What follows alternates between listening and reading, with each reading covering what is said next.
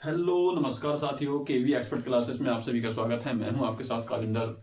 और आप सभी बच्चों को गणतंत्र दिवस के 76वें गणतंत्र दिवस की ढेर सारी हार्दिक शुभकामनाएं।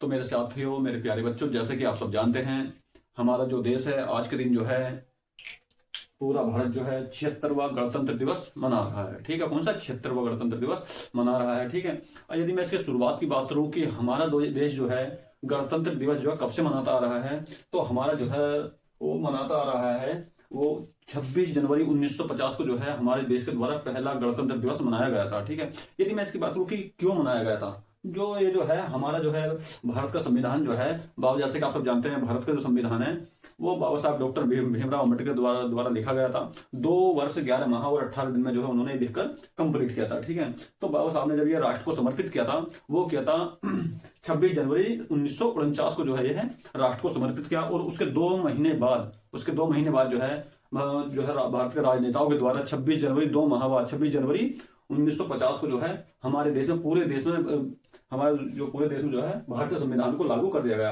और तभी से हमारा जो देश है प्रत्येक वर्ष 26 जनवरी को जो है गणतंत्र दिवस मनाता है। ठीक है, यदि मैं इसकी थीम की बात करूं, तो यदि थीम क्या है इसकी, जो इस बार जो थीम है 26 जनवरी 2025 को जो थीम होने वाली है वो स्वर्णिम भारत विरासत और विकास होने वाली है। क्या है? स्वर्णिम भारत और विरासत और विकास इसकी जो थी होने वाली है। ठीक है, हर साल की भांति जो है तभी से जो है हमारा देश जो 1950 से लेकर अब तक जो है हमारा देश जो है प्रत्येक वर्ष जो है किसी एक चीफ गेस्ट के तौर पर जो है बुलाता है। ठीक है, तो इस वर्ष जो है हमारे चीफ गेस्ट कौन होने वाले हैं, वो इंडोनेशिया के राष्ट्रपति जो है, कौन है? इंडोनेशिया के राष्ट्रपति प्रोबो सुबांतो जो है चीफ गेस्ट होने वाले हैं। ठीक, यदि मैं समापन की बात करूं कि इसका जो समापन कब होता है, तो 29 जनवरी को प्रत्येक वर्ष जो है ये जो गणतंत्र दिवस है 29 जनवरी को जो है बीटिंग रिट्रीट के द्वारा जो है इसका गणतंत्र दिवस का समापन होता है। अब ये आप कहेंगे कि बीटिंग रिट्रीट क्या है, क्या है ये बीटिंग रिट्रीट क्या है? यदि मैं इसकी बीटिंग रिट्रीट की बात करूं, तो ये जो है हमारे नेताओं का एक समूह होता है। क्या होता है? हमारे नेताओं का, राजनेताओं का एक समूह, उन्हीं के द्वारा जो है इसका समापन किया जाता है। ठीक है, ये सब हमारा हो गया है। यदि मैं इसके पहले बात करूं कि जो हमारा जो संविधान है, तो वो जो लिखा था वो बाबा साहब डॉक्टर भीमराव अंबेडकर ने लिखा था। जैसे कि मैंने अभी बताया था आपको, ये जो लिखा था 2 वर्ष 11 माह और 18 दिन में इन्होंने जो लिखकर कंप्लीट कर दिया था। ठीक है, ये जो हमारे जो है देश के जो है बाबा साहब डॉक्टर भीमराव अंबेडकर हैं, यदि मैं इनकी बात करूं, तो जो है ये अच्छे खासे पढ़े हुए, हमारे जो पूरे देश में जो है सबसे ज्यादा लिखे पढ़े लिखे जो है व्यक्ति बाबा साहब डॉक्टर भीमराव अंबेडकर है। ठीक है, इन्हें जो है 9 भाषाओं के ज्ञान और 32 डिग्री 9 भाषाओं का ज्ञान था। ठीक, अच्छे खासे पढ़े लिखे, भारत रत्न से सम्मानित बाबा साहब डॉक्टर अम्बेडकर के द्वारा लिखा गया संविधान जो है भारत को समर्पित किया गया। तो ठीक है साथियों, ये जो है गणतंत्र दिवस का जो है हमारा जो है मैंने आपको बता दिया। ठीक है, अब हम चलते हैं अपने अगले टॉपिक की ओर। तो हमारा जो अगला टॉपिक चल रहा था वो एंडोक्राइन ग्लैंड चल रहा था। ठीक है, लगभग जो हमारा जो एंडोक्राइन ग्लैंड का जो पार्ट था लगभग हमने कंप्लीट कर दिया था। उसका जो है सिर्फ एक टॉपिक बचा है, एड्रिनल ग्लैंड। क्या है? एड्रिनल ग्लैंड जो हमारा लास्ट टॉपिक बचा है, अधिविरक्त ग्रंथि। ठीक है, तो आज जो हम उसको कवर करने वाले हैं, और नेक्स्ट डे जो है हमारा जो चलने वाला है टॉपिक वो चलेगा एक्सोक्राइन ग्लैंड। ठीक है, लगभग उसको जो है 1 या 2 दिन में जो है 1 या 2 लेक्चर में हम उसको जो है कंप्लीट कर लेंगे। तो ठीक है मेरे साथियों, मेरे प्यारे बच्चों, आज जो हम कौन सा टॉपिक करने वाले हैं, वो करने वाले हैं एड्रिनल ग्लैंड, अधिविरक्त। ठीक है,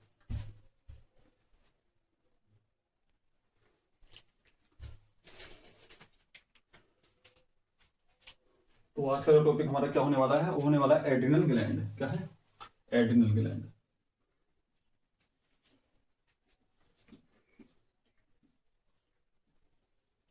एड्रिनल एड्रिनल ग्लैंड मतलब अधिवृक्क। क्या बोलते हैं इसको? अधिवृक्क, अधिवृक्क ग्रंथि। ठीक है, यदि मैं इसकी स्थिति की बात करूं तो स्थिति क्या होती है इसकी, तो इसका जो आकार होता है सेम के बीज के आकार का होता है। क्या होता है? सेम के बीज का आकार का। ठीक है, कैसा होता है? सेम के बीज के आकार के, हमारे किडनी के ऊपर यह जो स्थित होती है। ठीक है,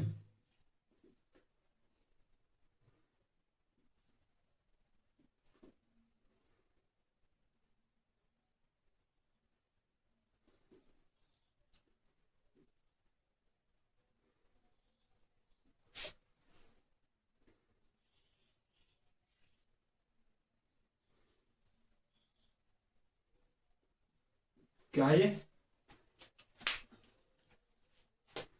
ये जो है ये क्या है, ये हमारी जो है किडनी है, क्या है ये विरक है, ये किडनी है हमारी, क्या है ये किडनी है। और ये जो है ये दोनों जो संरचना है ये क्या है, ये है अधिविरक, क्या है ये अधिविरक, ठीक है। यदि मैं इसके जो है अर्थ की बात करूं कि जो कंप्लीट में हम क्या कहेंगे, अधि का अर्थ होता है ऊपर, क्या होता है इसका अर्थ, अधि का अर्थ होता है ऊपर, अधि का अर्थ क्या होता है ऊपर होता है, ठीक है। और ये विरक, विरक के ऊपर जो स्थित है, ठीक है, विरक के ऊपर क्या है ये विरक, मतलब विरक या किडनी, ठीक है। विरक के ऊपर जो स्थित है उसे क्या कहते हैं, उसे बोलते हैं अधिविरक, ठीक है। क्या बोलते हैं उसको, अधिविरक। यदि मैं इसके हार्मोन्स की बात करूं कि इससे जो हार्मोन्स कौन कौन से हार्मोन्स रिलीज होते हैं, तो यदि मैं इससे हार्मोन्स के बारे में बात करूं तो इससे जो कई हार्मोन्स रिलीज होते हैं, लेकिन एग्जाम के पॉइंट ऑफ व्यू को देखते हुए हम जो सिर्फ जो है 2 हार्मोन्स इसके जो है पढ़ने वाले, कितने हार्मोन्स पढ़ने वाले, इसके सिर्फ हम जो 2 हार्मोन्स पढ़ने वाले हैं, ठीक। तो इससे जो है एग्जाम के पॉइंट ऑफ व्यू को देखते हुए हम जो इससे 2 हार्मोन्स पढ़ने वाले हैं। पहला हार्मोन कौन सा है, एक है ग्लूकोकार्टिकोइड हार्मोन्स, क्या है ग्लूकोकोर्टिक,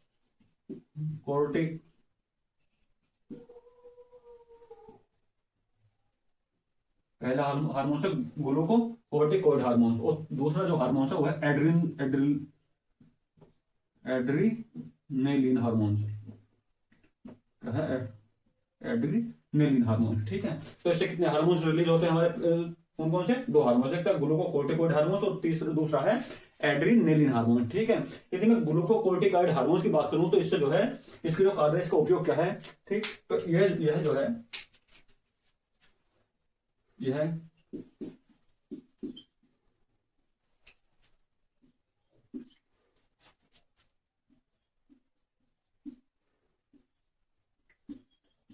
कंट्रोल करता है, क्या करता है, गठिया के इलाज को, गठिया के इलाज को कंट्रोल करता है। दूसरा है एलर्जी, क्या है एलर्जी,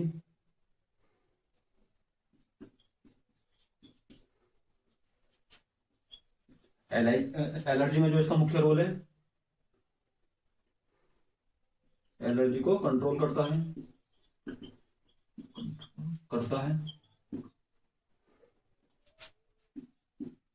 क्या करता है, एलर्जी को कंट्रोल करता है, ठीक है।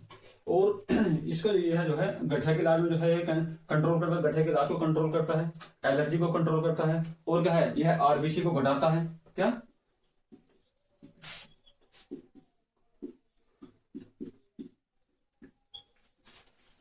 देखो यह जो है ग्लूकोकोर्टिकोइड जो हार्मोन्स है, यह जो है गठिया के इलाज, गठिया और एलर्जी के इलाज को जो है कंट्रोल करता है, ठीक है। और हमारे जो रुधिर में है जो 3 प्रकार की प्लेटलेट्स पाई जाती है, कितने प्रकार की, 3 प्रकार की जो प्लेटलेट्स पाई जाती है, आरबीसी, डब्ल्यूबीसी और प्लेटलेट, ठीक है। आरबीसी मतलब रेड ब्लड सेल, ठीक, क्या है रेड ब्लड सेल, ठीक है। यदि आरबीसी के, यदि मैं जीवन काल की बात करूं, आरबीसी के जीवन काल की यदि मैं बात करूं तो 100 से 120 दिन तक होता है, ठीक है। यदि मैं डब्ल्यूबीसी की बात करूं, डब्ल्यूबीसी का जो है व्हाइट ब्लड सेल, ठीक है, व्हाइट ब्लड सेल, यदि मैं जो है इसके जो है जीवन काल की बात करूं तो इसका कितना होता है जीवन काल, 4 से 6 दिन तक होता है। यदि मैं प्लेटलेट्स की बात करूं, क्या प्लेटलेट्स की बात करूं तो इनका जो जीवन काल होता है वो 1 से 2 दिन तक होता है, कितना, ये 1 से 2 दिन, ठीक, कितना 1 से 2 दिन तक होता है, ठीक।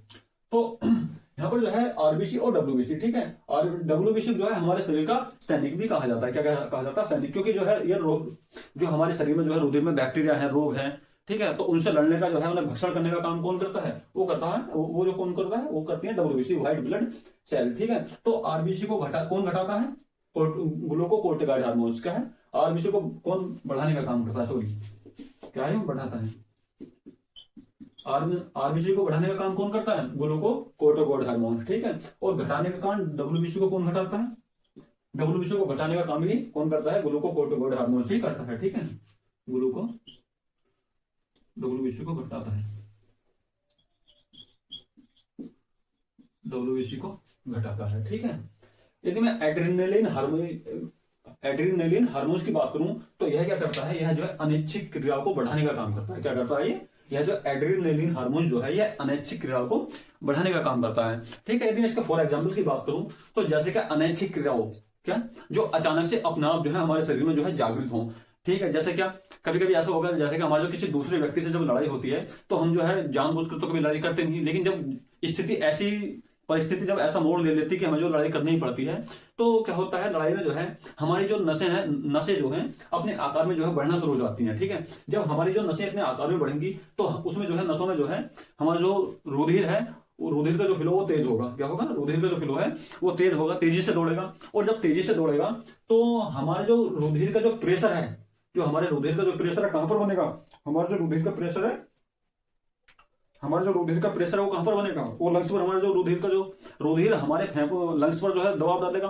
और जब लंग्स पर दबाव डालेगा, लंग्स का कार्य क्या है, वो लंग्स का जो कार्य है वो जो है लंग्स का क्या कार्य है, लंग्स का कार्य है कि रुधिर का जो शुद्धिकरण करना, उसे प्योर करना। ठीक है, क्या करना, वो प्योर कैसे करेगा, वो करेगा ऑक्सीजन लेकर। और ऑक्सीजन कहां से लेते हैं, हम जो बाहरी पर्यावरण से लेते हैं। ठीक है, जब रुधिर ऑक्सीजन जो हम पर्यावरण से लेंगे तो हम जो तेजी से सांस लेंगे। ठीक है, जब हम तेजी से सांस लेंगे तो हमारा सांस भी फूलेगा। ठीक है, हमारा जो है रूंगा खड़ा होने लगेगा, सांस फूलेगी। तो ठीक है, तो इसीलिए कहते हैं कि मतलब जो है, तो इसलिए इस हार्मोन को कहते हैं लड़ो या उड़ो हार्मोन। ठीक है, क्या कहते हैं इसे, यह है अनैच्छिक,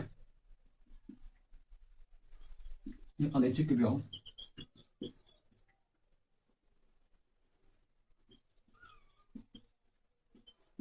बढ़ाता है। क्या है, यह अनैच्छिक क्रियाओं को बढ़ाता है। ठीक है, ऐसा कॉपी करो फिर आगे बढ़ाएंगे। समझ में आ गया। ठीक है, गठे के इलाज को कंट्रोल करता है, एलर्जी को कंट्रोल करता है। ठीक है, आरबीसी को बढ़ाता है तथा डब्ल्यूबीसी को घटाता है। ठीक है, और इसमें जो है एक पॉइंट तो देखो, ग्लूकोकोर्टिकोइड हार्मोन में जो है क्या है, ये ग्लूकोकोर्टिकोइड हार्मोन में यह जो है अंग प्रत्यारोपण को जो है सफल बनाने के लिए। ठीक है, मोस्ट ये हमारा जो मोस्ट टॉपिक ये है अंग प्रत्यारोपण को, अंग प्रत्यारोपण सफल बनाने के लिए,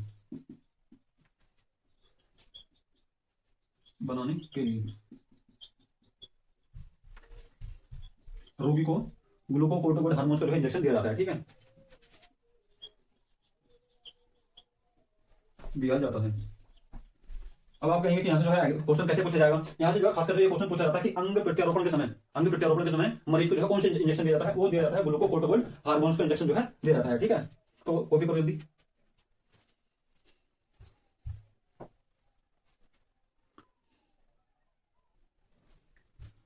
ठीक है, कॉपी कर लिया। तो इस समय कौन कौन से हार्मोन बताए थे, सब बताए थे, 2 हार्मोन रिलीज होने वाले। ठीक है, कौन कौन से, 2 हार्मोन्स देखते हैं, ग्लूको ग्लूकोकोर्टिकोइड हार्मोन्स, ग्लूकोकोर्टिकोइड हार्मोन्स, अरे बता था एड्रीनलिन हार्मोन्स। ठीक है, एड्रीनलिन हार्मोन्स। ठीक है, एक तो ग्लूकोकोर्टिकोइड हार्मोन्स, एड्रेनलिन हार्मोन। ठीक है, मैंने इसका बताया था कि इसका उपयोग कहां होता है, गठिया के इलाज में इसका उपयोग होता है, एलर्जी के इलाज में इसका उपयोग होता है, मतलब कंट्रोल करता है। ठीक है, और जो अंग प्रत्यारोपण को सफल बनाने के लिए ग्लूकोकोर्टिकोइड का इंजेक्शन जो है मरीज को दिया जाता है। ठीक है, ये मैंने इसके 2-3-4 जो है मैंने इसके उपयोग बता दिए थे। अब यहाँ जो मैंने बताया एड्रेनलिन हार्मोन्स का जो क्या काम है, एड्रेनलिन हार्मोन्स का मैंने आपको बताया कि हमारे बॉडी में जो अनैच्छिक क्रियाओं को जो है कौन बढ़ाता है, एड्रेनलिन हार्मोन्स। ठीक है, हमारा लड़ाई झगड़े के समय कब रिलीज होता है, लड़ाई झगड़े के समय। ठीक है, कब होता है लड़ाई झगड़े के समय। ठीक है, जब रिलीज होगा, जब हम लड़ाई करेंगे तो हमारा जो ओबियसली सांस फूलेगा, मतलब इसी तरह से जो है इसका जो है रिलीज होता है। ठीक है, यदि मैं इसके जो है अल्पस्राव की बात करूं कि मतलब इसके अल्पस्राव से जो है कौन कौन से रोग होते हैं। ठीक है, एक तो है ग्लाइसीमिया रोग, यदि ग्लूकोकोर्टिकोइड हार्मोन जो है कम मात्रा में निकलेगा तो कौन सा रोग होता है, ग्लाइसीमिया रोग। कौन सा, ग्लाइसीमिया, हाइपोग्लाइसीमिया। कौन सा होता है, होता है हाइपोग्लाइसीमिया रोग, अल्पस्राव ग्लाइसीमिया रोग।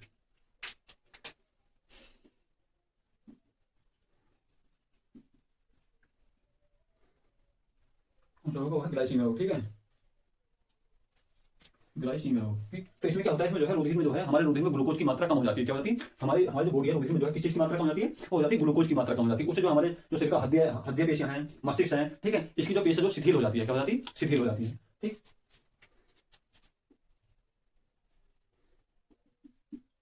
इसमें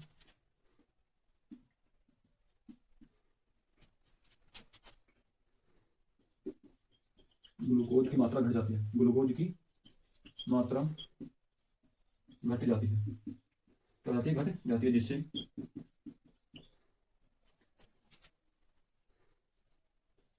हड्डियां पेशियां मस्तिष्क आदि शिथिल हो जाते हैं, हो जाते हैं शिथिल। ठीक है, शिथिल हो जाते हैं।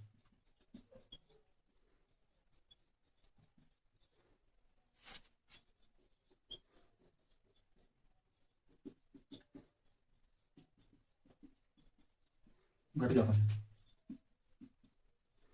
ठीक है। ग्लाइसीमिया यदि हमारा जो ग्लूकोकोर्टिकोइड हार्मोन जो है हमारी बॉडी से जो है एड्रिनल ग्रंथि से जो है यदि कम रिलीज होगा तो उसका जो हमारे शरीर पर क्या प्रभाव देखने को मिलेगा, हमारा जो है ग्लाइसीमिया रोग हो जाएगा। कौन सा रोग होता है वो ग्लाइसीमिया रोग होता है। ठीक है। ग्लाइसीमिया रोग में कौन कौन से लक्षण दिखाई देते हैं, ठीक है। इसमें जो रूटीन में जो ग्लूकोज की मात्रा जो है घट जाती है, किस चीज की मात्रा, ग्लूकोज की मात्रा जो है घट जाती है, जिससे कि हमारे हृदय की पेशियां, मस्तिष्क आदि शिथिल हो जाते हैं और जो है मतलब शिथिल करती है, शिथिल करती है कि मतलब जो है पूरी तरह से संपन्न तरीके से जो है हमारी बॉडी का जो शरीर का काम नहीं कर पाना। ठीक है। तो उसमें क्या है हमारे जो शरीर का ताप जो है घट जाता है, टेम्परेचर घट जाता है। ठीक है। तो ग्लाइसीमिया रोग के मैंने आपको बताया। ठीक है। अब एड्रेनलिन हार्मोन, ठीक है, इसमें क्या होता है, इससे होता है एडिशन रोग होता है। इससे कौन सा रोग होता है, यदि एडिशन रोग जो है एड्रेनलिन हार्मोन यदि कम मात्रा में रिलीज होगा तो उससे कौन सा रोग होता है, उससे होता है एडिशन रोग। इससे होता है एडिशन रोग। क्या होता है, एडिशन रोग। ठीक है। अब एडिशन रोग में क्या है, एडिशन में जो है हमारे जो शरीर में जो है हमारे जो मूत्र के साथ यदि कोई व्यक्ति है उसके जो मूत्र में जो सोडियम और जल की मात्रा का जो है उत्सर्जन जो है अधिक होता है। किसी जो मूत्र के साथ सोडियम है जल की मात्रा का अधिक उत्सर्जन होता है। ठीक है। जिससे शरीर जो निर्जलीकरण हो जाता है और जिससे शरीर का ताप और दाब जो है दोनों घट जाते हैं। ठीक है। इस रोग में क्या होता है, शरीर का ताप और दाब दोनों घट जाते हैं। ठीक। तो पॉइंट बनाकर लिखेंगे, मूत्र में सोडियम, मूत्र में सोडियम और जल का अधिक उत्सर्जन, अधिक उत्सर्जन, अधिक उत्सर्जन, ठीक है, होता है, जिससे शरीर का ताप और दाब, शरीर का ताप और दाब दोनों घट जाते हैं, दोनों घट जाते हैं। ठीक है। शरीर का ताप और दाब। ठीक है। इसे लड़ोया और उड़ो हार्मोन्स भी कहते हैं। क्या कहते हैं, लड़ोया उड़ो हार्मोन्स। क्या बोलते हैं इसको, लड़ोया उड़ो हार्मोन्स। ठीक है। कॉपी करो जल्दी। ठीक है। ये है ये एडिशन रोग। एडिशन रोग का क्या लक्षण है, मूत्र में जो सोडियम और जल का अधिक उत्सर्जन होता है जिससे शरीर जो है निर्जलीकरण हो जाता है। ठीक है। और जो है शरीर का जो है इसके जो है जब निर्जलीकरण हो जाएगा बॉडी हमारी जो है तो इसके जो हमारे शरीर पर क्या प्रभाव देखने को मिलेंगे, इसके जो प्रभाव देखने को मिलेंगे। ठीक। क्या हमारे शरीर का जो टेम्परेचर है और जो है शरीर का दाब और ताप जो है दोनों घट जाएंगे। ठीक है।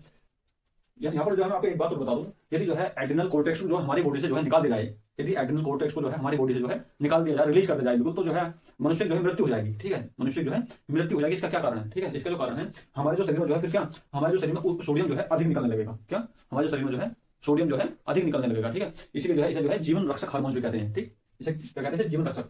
जो एड्रिनल ग्रंथि जो एड्रिनल कोर्टेक्स जो जितने भी हार्मोन्स निकलते हैं उन्हें क्या कहते हैं, जीवन रक्षक हार्मोन्स। क्यों, क्योंकि जब एड्रिनल कोर्टेक्स जो हम बाहर निकालेंगे तो हमारे शरीर में जो है एड्रिनल कोर्टेक्स जो है निकलने वाले हार्मोन्स का जो सिर्फ किसी का भी नहीं होने का है। जब किसी का नहीं होने का है तो सीधी सी ओबेसिटी बात है, जो हमारे शरीर में जो है फिर क्या सोडियम की मात्रा जो है ज्यादा जो है रिलीज होनी शुरू हो जाएगी। ठीक है। जिससे जो है रोगी की मृत्यु हो जाएगी। इसीलिए जो है इसी हार्मोन्स को जो है एड्रिनल ग्रंथि से निकलने वाले हार्मोन्स को क्या कहते हैं, जीवन रक्षक हार्मोन्स भी कहते हैं। क्या कहते हैं, जीवन रक्षक हार्मोन्स,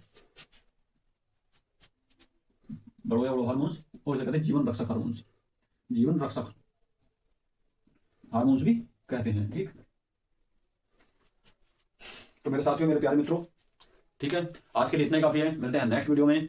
ठीक। तो उससे पहले मैं भी जाने से पहले मैं आपको बता दूं, हमारा जो नेक्स्ट जो टॉपिक पर जो हम बात करने वाले हैं वो करने वाले हैं हम एक्सोक्राइन ग्लैंड पर। ठीक है। जो हमारा जो एंडोक्राइन ग्लैंड है लगभग वो कंप्लीट हो चुकी है। जो हमारा जो है आज का जो लेक्चर था वो लास्टली लेक्चर था एंडोक्राइन ग्लैंड पर आने वाला। ठीक है। तो हम जो अपना अगला लेक्चर करने वाले हैं वो करने वाले हैं एक्सोक्राइन ग्लैंड पर। ठीक है। बहिस्रावी ग्रंथि। ठीक है। यदि मैं बहिस्रावी ग्रंथि की यदि मैं बात करूं तो ये जो है डक्टेबल ग्लैंड है। कौन सी, एक्सोक्राइन जो है वो डक्टेबल ग्लैंड है, नलिका युक्त ग्लैंड है। ठीक है। क्यों, क्योंकि ये जो है अपना जो स्राव करती है सीधे एक नली में करती है। ठीक है। ये नलिका के माध्यम से बाहरी अंगों में करती है। ठीक है। फॉर एग्जाम्पल के लिए मैं आपको बताऊं तो हमारी जो लाल ग्रंथि है, ठीक है, ये हमारी जो लाल ग्रंथि है ये जो है बहिस्रावी ग्रंथि का जो है एक रूप है। ठीक है। वो म्यूकोबिन ग्लैंड है। ठीक है। असुर ग्रंथि है। ठीक है। तो हमारे जो ग्लैंड्स है ये कौन सी ग्लैंड है, ये जो हमारी जो है ये एक्सोक्राइन ग्लैंड का रूप है। ठीक है। तो हम कल क्या पढ़ने वाले हैं, हम पढ़ने वाले अपने एक्सोक्राइन ग्लैंड पर। ठीक है। कल का जो लेक्चर होने वाला हमारा वो होने वाला है एक्सोक्राइन ग्लैंड पर। ठीक है। बहिस्रावी ग्रंथि। ठीक है। तो आज के लिए इतने काफी, मिलते हैं नेक्स्ट वीडियो में। तब तक के लिए जय हिंद, वंदे मातरम।